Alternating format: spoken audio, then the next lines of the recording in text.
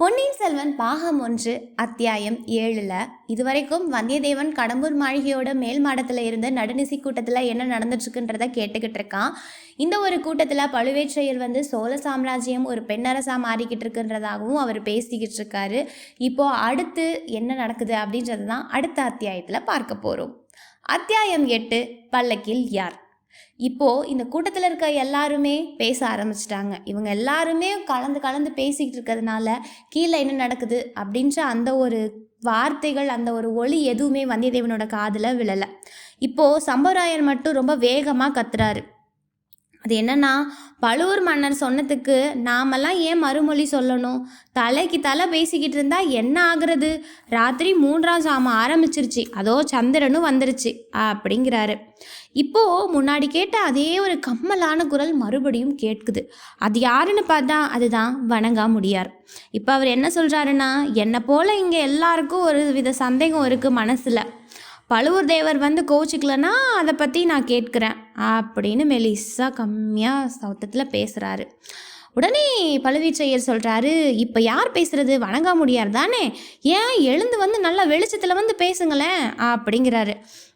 உடனே வணங்காமுடியார், ஆமாம் நான் தான், இதோ வெளிச்சத்துக்கு வந்துட்டேன் அப்படிங்கிறாரு. உடனே பழுவேற்றையர் என்ன சொல்கிறாரு, என்னோட கோபத்தெல்லாம் நான் போர்க்களத்தில் தான் காட்டுவேன், பகைவர்கள்கிட்ட மட்டும்தான். என் கூட இருக்க சிநேகிதர்கள்கிட்டலாம் நான் எதுவுமே கேட்க மாட்டேன், எதுவும் சொல்லவும் மாட்டேன். அதனால் நீங்கள் தாராளமாக உங்களோட சந்தைக்கு என்னமோ அதை மனசு விட்டு கேளுங்கன்னு சொல்கிறாரு. உடனே வணங்காமுடியார், அப்படின்னா சரிங்க, நான் கேட்குறேன். சுந்தர சோழ மகாராஜா பேரில் பழுவேற்றையர் என்ன விஷயத்துலலாம் குற்றம் சொல்கிறாரோ அதே குற்றத்தெல்லாம் பழுவேற்றையரும் செய்கிறாரு அப்படின்னு எல்லாருமே சொல்கிறாங்களே, அதை நான் நம்பலனாலும் இந்த சமயத்தில் நான் அதை பற்றி கேட்டு தெளிவடைஞ்சிக்க விரும்புகிறேன்னு சொல்கிறாரு. உடனே பழுவூர் தேவர் என்ன சொல்கிறாரு, அது என்ன, எப்படி, கொஞ்சம் விவரமாக சொல்லுங்கன்றாரு. உடனே வணங்காமுடியார் என்ன சொல்கிறாரு, பழுவூர் தேவர் 2 வருஷத்துக்கு முன்னாடி ஒரு பெண்ணை கல்யாணம் பண்ணிட்டு வந்தது நம்ம எல்லாருக்குமே தெரியும் அப்படின்னு சொல்ல ஆரம்பிக்கிறாரு. உடனே சம்புவராயர் குறுக்க பூந்து வேகமாக கத்தி, வணங்காமுடியார், இந்த விஷயத்தை பற்றியெல்லாம் பேசுகிறது இங்கே பிடிக்கல. நம்ம வீட்டுக்கு நம்மளோட மாளிகைக்கு ஒரு விருந்தினரை, ஒரு பிரதம மந்திரியை இப்படியெல்லாம் அசிங்கப்படுத்துறதா, இதெல்லாம் ரொம்ப தப்பு அப்படின்னு சொல்கிறாரு. உடனே பழுவேற்றையர் என்ன சொல்கிறாரு, சம்புவராயரை கொஞ்சம் பொறுமையாக இரு, வணங்காமுடியார் கேட்குறது எல்லாத்தையும் தாராளமாக கேட்கட்டும், மனசில் ஒன்று வச்சுக்கிட்டு வெளியே ஒன்று பேச இதெல்லாம் தப்பு, அதனால் கேட்குறதே ரொம்ப நல்லது, இருப்பா இரு. 55 வயசுக்கு மேலே நான் ஒரு பெண்ணை கல்யாணம் பண்ணிக்கிட்டது உண்மைதான், அதை நான் ஒத்துக்கிறேன். ஆனால் நான் ஒன்றும் கலியுகராமன் எப்போதுமே சொல்லிக்கிட்டது இல்லையே, நான் ஒன்றும் ஏகபத்தி வரதன்னு சொன்னதில்லையே. அந்த பெண்ணை நான் காதலிச்சேன், அவளும் என்னை காதலிச்சா, அதனால் பழந்தமிழ் நாட்டு முறைப்படி 2 பேரும் மணந்துக்கிட்டோம், இதில் என்ன தப்பு இருக்குது அப்படின்னு கேட்குறாரு பழுவேற்றையர். உடனே அங்கேருந்து எல்லாரும் ஒரு தவறும் இல்லைன்னு பல குரல் வருது. உடனே இன்னொருத்தர் என்ன சொல்கிறாரு, கல்யாணம் பண்ணிக்கிட்டதெல்லாம் தப்பே இல்லை, அதை நானும் தப்புன்னு சொல்லலை, நம்மளை யார் தான் ஒரு தார விரதம் கொண்டவர்கள் சொல்லுங்க, ஆனால் அப்படின்னு இழுக்குது அந்த ஒரு குரல். அடுத்து என்ன சொல்கிறாரு, பழுவேற்றையரே, ஆனால் என்ன, தயங்காமல் மனசு திறந்து கேட்டுடுங்கன்னு சொல்கிறாரு. உடனே வணங்காமுடியார் என்ன சொல்கிறாரு, புதுசாக கல்யாணம் பண்ணிக்கிட்ட இளையராணியோட சொல்ல எல்லா காரியங்களையும் பழுவேற்றையர் கேட்டு நடப்பதால எல்லாரும் சொல்கிறாங்க, குறிப்பாக ராஜாங்க காரியங்களில் கூட இளையராணியோட யோசனை கேட்பதால சொல்கிறாங்க, அதோட போகிற இடமெல்லாம் இளையராணியை அழைச்சிட்டு போகிறதாகவும் சொல்கிறாங்களே அப்படின்றாங்க. உடனே கூட்டத்தில் எல்லாரும் சிரிக்க ஆரம்பிச்சிட்டாங்க. உடனே நம்ம சம்புவராயர் சும்மா இருப்பாரா, எதிர்த்து குதிச்சு உடனே வாழை உருவிக்கிட்டு, யாரா சிரிச்சது, யாராக இருந்தாலும் முன்னாடி சிரிங்க, சிரிச்சதுக்கான காரணத்தை சொல்லுங்க பார்ப்போம் அப்படிங்கிறாரு. உடனே பழுவேற்றையர் இருந்துக்கிட்டு, இருப்பா நான் தான் சிரித்தேன், பதற வேண்டாம் சம்புவராயரே அப்படிங்கிறாரு. திருப்பி வணங்காமுடியாரை பார்த்து என்ன சொல்கிறாரு, தாலி கட்ட வந்த மனைவியை நான் போகிற இடத்துக்கெல்லாம் கூட்டிகிட்டு போகிறது என்ன தப்பா? அப்படி நான் பல இடங்களுக்கு அழைச்சிட்டு போகிறது உண்மை தான், ஆனால் ராஜாங்க காரியத்திலெல்லாம் இளையராணியோட யோசனையை கேட்குறேன்னு சொல்கிறது மட்டும் பிசகு, அப்படியெல்லாம் நான் ஒரு நாளும் செஞ்சதில்லைன்னு சொல்கிறாரு. உடனே வணங்காமுடியார் என்ன சொல்கிறாரு, அப்படின்னா இன்னும் ஒரே ஒரு சந்தேகத்தை மட்டும் நிவர்த்தி செய்யுங்க அப்படின்னு கேட்குறாரு. அது என்னன்னா, அந்த புறத்தில் இருக்க வேண்டிய இந்த பல்லக்கு இங்கே நம்ம அந்தரங்க யோசனை செய்யும் இடத்துக்கு ஏன் வந்திருக்கு? பல்லக்கில் இருக்கிறது யார்? பல்லக்கில் ஆள் இருக்காங்களா இல்லையா? நான் முன்னாடி கேட்ட அந்த கணைப்பு சத்தம், வளையல் குலுங்குற சத்தம்லாம் எங்கேருந்து வந்துச்சு அப்படின்னு வணங்காமுடியார் கேட்குறாரு. வணங்காமுடியார் இப்படி கேட்டதுமே அந்த கூட்டத்தில் ஒரே அமைதி.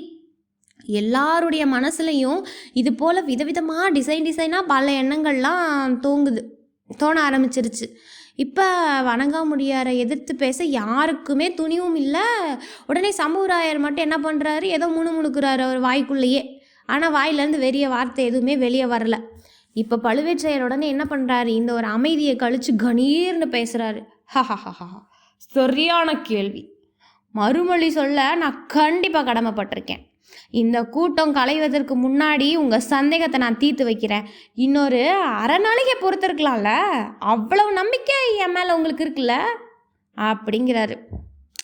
உடனே வணங்காமுடியாரும் மற்றவங்களும் என்ன சொல்கிறாங்க, இருக்கிறது பழுவேற்றையரிடம் எங்களுக்கு பரிபூர்ண நம்பிக்கை இருக்கிறதுன்னு எல்லாரும் பேச ஆரம்பிச்சிட்டாங்க. இப்போது வணங்காமுடியார் மறுபடியும் என்ன சொல்கிறாரு, மற்றவர்களை காட்டிலுமே பழுவேற்றையரிடம் எனக்கு பக்தியும் மரியாதையும் குறைவுன்னு யாரும் எண்ண வேண்டாம். அவர் மனதை திறந்து கேட்க சொன்னபடினால தான் நான் கேட்டேன். மற்றபடி அவர்கிட்ட கட்டளையை என்ன சொல்கிறாரோ அதை செய்கிறதுக்கு நான் சித்தமாக இருக்கிறேன். இந்த கணத்தில் என் உயிரை கொடுக்க சொன்னாலும் எனக்கு கொடுக்க சித்தம் அப்படின்னு சொல்லி வணங்காமுடியார் முடிக்கிறாரு. இப்போ உடனே பழுவேற்றையர் என்ன சொல்கிறாரு, வணங்காமுடியாரோட மனத்தை பற்றி எனக்கு எல்லாமே தெரியும். நீங்கள் எல்லாரும் என்கிட்ட எவ்வளோ நம்பிக்கை வச்சுருக்கீங்கிறதும் எனக்கு தெரியும். ஆனால் இன்றைக்கி எதுக்காக கூடணுமோ அதை பற்றி முதல்ல நம்ம ஒரு முடிவு கட்டுவோம். சுந்தர சோழ மகாராஜா நீடூழி இந்த உலகத்தில் வாழ்ந்து இந்த சோழ சாம்ராஜ்யத்தை ஆளட்டும். ஆனால் ஒருவேளை ஏதாவது அவருக்கு நேர்ந்துருச்சுன்னா, வைத்தியர்களோட வாக்கு பழிச்சிருச்சுன்னா, இந்த தூமகேது நட்சத்திரம் ஏதாவது உயிர் பலி எடுத்துருச்சுன்னா, அடுத்தபடி இந்த சோழ சாம்ராஜ்யத்தோட பட்டத்துக்குரியவர் யாருங்கிறத நாம் இன்றைக்கி தீர்மானிச்சு ஆக வேணும். அது விஷயமாக தானே நாங்கள் இப்போ கருத்து தெரியும்படி கேட்டோம். ஆனால் அதுக்கு இந்த கூட்டத்தில் யாருமே பதில் சொல்லலை. இது சரியல்ல. ஒவ்வொருவரும் சிந்திச்சு தங்களோட கருத்தை சொல்லணும். சில பழைய செய்திகளாக உங்களுக்கு ஞாபகம் இருக்கா? நான் அதை ஞாபகப்படுத்த விரும்புகிறேன். மகாவீரரும் மகாஞானியும் புண்ணிய புருஷருமான கண்டாதித்ர தேவரை யாரும் எதிர்பாராத வண்ணம் 24 ஆண்டுகளுக்கு முன்னாடி காலமாயிட்டார். அந்த சமயம் என்னாச்சு, அவருடைய குழந்தை மதுராங்க தேவர் 1 வயது குழந்தையாக இருந்தார். அதனால் அவரது தம்பி அரிஞ்சய தேவர் பட்டத்துக்கு வந்தார். அவரும் திருவாய் மலர்ந்துட்டு போனார். இதனால் அவருடைய தர்மபத்தினியும் பட்டாமிகிஷியுமான செம்பியன் மாதேவி நமக்கு சொன்னாங்க. அதன்படி என்ன சொன்னாங்க, அரிஞ்சய சோழருக்கு முடிச்சூட்டி சக்கரவர்த்தி பீடத்தில் அமர்த்தியாச்சு. ஆனால் விதிவசமாக அரிஞ்சய சக்கரவர்த்தி சோழ சிம்மானத்தில் 1 வருஷத்துக்கு மேலே இல்லை. அவரோட மூத்த புதல்வரான பராந்தக சுந்தர சோழர் 20 வயதே இறந்து போயிட்டார். இதனால் ராஜ்யத்தோட நன்மையை முன்னிட்டு மந்திரிகள் எல்லாரும் ஒன்று சேர்ந்து சுந்தர சோழருக்கு முடிசூட்டினோம். இது குறித்து யாருக்கும் எந்த ஒரு வருத்தமும் இல்லை. ஏன்னா சுந்தர சோழர் 2 ஆண்டுகளுக்கு முன்னாடியே நெறி தவறாமல் நாட்டை நமக்கு பரிபாலித்து நல்லபடியாக நடத்திட்டு வந்துட்டுருக்காரு. நமக்கெல்லாம் நல்லா மதித்து யோசனை கேட்டு ராமராஜ்யம் நடத்திக்கிட்டு வராரு. இதனால் இவரோட இதில் எல்லாமே செழித்து சோழ சாம்ராஜ்யம் நல்லாவே பறந்து விரிஞ்சிருக்கு. ஆனால் இப்போ என்னாச்சு, சுந்தர சோழ மகாராஜாவுக்கு உடல்நல கவலைக்கிடமாக இருக்குது. இந்த நிலையில் அடுத்தபடி பட்டத்துக்குரியவர் யார்? கண்டாதித்ர தேவரோட திருக்குமாரர் மதுராங்கன் தான் இப்போ பிரயம் ராஜ்ய பரிபாலனம் செய்யக்கூடியவராக இருக்கிறாரே. அறிவினாலும் கல்வினாலும் குணத்தினாலும் பக்தினாலும் எல்லா விதத்துலேயும் பட்டத்துக்கு தகுதியானவராக இருக்கிறார்ல. ஆனால் அவரை விட 1 வயது சின்ன பையனாக இருக்கக்கூடிய இந்த ஆதித்த கரிகாலர் சுந்தர சோழரோட புதல்வர் காஞ்சியில் வடதிசை பதையில் சேனாதிபதியாக இருக்கிறாரு. இப்போ இவங்க 2 பேத்துல யாருக்கு பட்டம் வர்றது நியாயம்? குலமுறை என்ன? மனுநீதி என்ன? தமிழகத்தோட பழமையான மரபு என்ன? மூத்தவரோட புதல்வர் மதுராங்கத்திற்கு பட்டம் வருவது நியாயமா, அல்லது இளையவரோட பேரர் பட்டத்துக்கு வருவது முறையா? நீங்கள் ஒவ்வொருவரும் உங்களோட கருத்தை மனம் திறந்து இப்போ சொல்லணும் அப்படிங்கிறாங்க. உடனே சம்புவராயர் எழுந்து என்ன கேட்கிறாரு, மூத்தவராகிய கண்டாதித்ர தேவருக்கு புதல்வர் மதுராங்கர் தானே பட்டத்துக்குரியவர், அதுதானே நியாயமும் தர்மமும் முறையும் கூட அப்படிங்கிறாரு. உடனே எல்லாரும் என்ன சொல்கிறாங்க, என்னோட அபிப்பிராயமும் அதுதான், என் கருத்தும் அதுதான் அப்படின்னு கூட்டத்தில் இருக்க ஒருத்தராக பேச ஆரம்பிச்சிட்டாங்க. இப்போ மறுபடியும் என்ன சொல்கிறாங்க, உங்கள் அபிப்பிராயம் தான் என்னோட அபிப்பிராயமும், மதுராங்கத்திற்கு தான் பட்டம் உரியது. ஆனால் அந்த உரிமையை நிலைநாட்டுறதற்கு நாம் எல்லாருமே பிரயாத்தனம் செய்ய சித்தமாக இருக்கிறோமா? உடல் பொருள் ஆவியை தத்தம் செய்து போராட ரெடியாக இருக்கமா? இந்த நிமிஷத்தில் துர்காதேவியோட பாதத்தில் ஆணையிட்டு அந்த மாதிரி சபதம் செய்வதற்கு சித்தமாக இருக்கிறோமான்னு பழுவேற்றையர் வேகமாக கேட்குறாரு, ஆவேசமாக. இப்போ அந்த ஒரு கூட்டத்தில் ஒரே அமைதியாக இருக்குது. இப்போ உடனே சம்பவராயர் என்ன சொல்கிறாரு, ஆமாம் கண்டிப்பாக தெய்வ சாட்சியாக சபதம் கூற சித்தமாக இருக்கும். ஆனால் சபதம் எடுக்கிறதுக்கு முன்னாடி ஒரு விஷயத்தை நீங்கள் எங்களுக்கு தெளிவுபடுத்தணும். அதாவது எல்லாருக்கும் தெரிஞ்ச விஷயந்தான், இளவரசர் மதுராங்கத்தோட கருத்து என்ன? அவர் சிங்கதனம் ஏறி ராஜ்யபாரத்தை ஏற்க ரெடியாக இருக்காரா? கண்டாதித்தரோட தவ புதல்வர் உலக வாழ்க்கையை எதிர்த்து சிவபக்தியில் பூரணமாக ஈடுபட்டிருக்கிறாருன்றது நம்ம எல்லாருமே கேள்விப்பட்டியது. அதோட ராஜ்யத்தில் அவருக்கு விருப்பம் இல்லைனோ அவருடைய அன்னையார் புதல்வர் பட்டத்தை துறந்திருக்கிறதுக்காகவே விரதமாக இருந்து இவரை சிவபக்தியில் ஈடுபடுத்தியிருக்காங்கன்றதும் நமக்கு தெரியும்.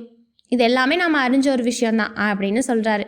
உடனே பழுவேற்றையர் என்ன சொல்கிறாரு, சரியான கேள்வி, நல்ல நேரத்தில் கேட்டீங்க. இதை தெளிவுபடுத்துகிற கடமையும் எனக்கு இருக்குது. முன்னமே சொல்லியிருக்கணும், ஆனால் சொல்லாமல் இருந்ததுக்கு என்னை மன்னிச்சிருங்க அப்படின்னு பழுவேற்றையர் பேச ஆரம்பிக்கிறாரு. செம்பியன் மகாதேவி தன்னோட புதல்வரை ராஜபாரியத்திலிருந்து சிவபக்தி மார்க்கத்தில் திருப்பிட்டாங்க. இது எல்லாருக்குமே நாட்டுக்கே தெரிஞ்ச ஒரு விஷயம். ஏன்னா மதுராங்கத்திற்கு எந்த ஒரு இடத்துலையும் ராஜ்யம் ஆசை வந்துடக்கூடாது. அவருக்கு ராஜ்யம் ஆடுற ஆசை வந்துருச்சுன்னா அவரோட உயிருக்கே ஆபத்து வரலான்னு பிராட்டியார் பயந்தது தான் இதுக்கு காரணம். ஓ அப்படியா அப்படின்னு கூட்டத்தில் இருக்க எல்லாருமே அப்படியான்னு கேட்க ஆரம்பிக்கிறாங்க. உடனே பழுவேற்றையர் என்ன சொல்கிறாரு, ஆமாம், பெத்த தாய்க்கு தான் மகன் சிம்மாசனத்தில் அமர்ந்து ராஜ்யத்தை ஆள்றதை விட அவன் உயிரோடு இருக்கணும்னு தானே விரும்புவாங்க.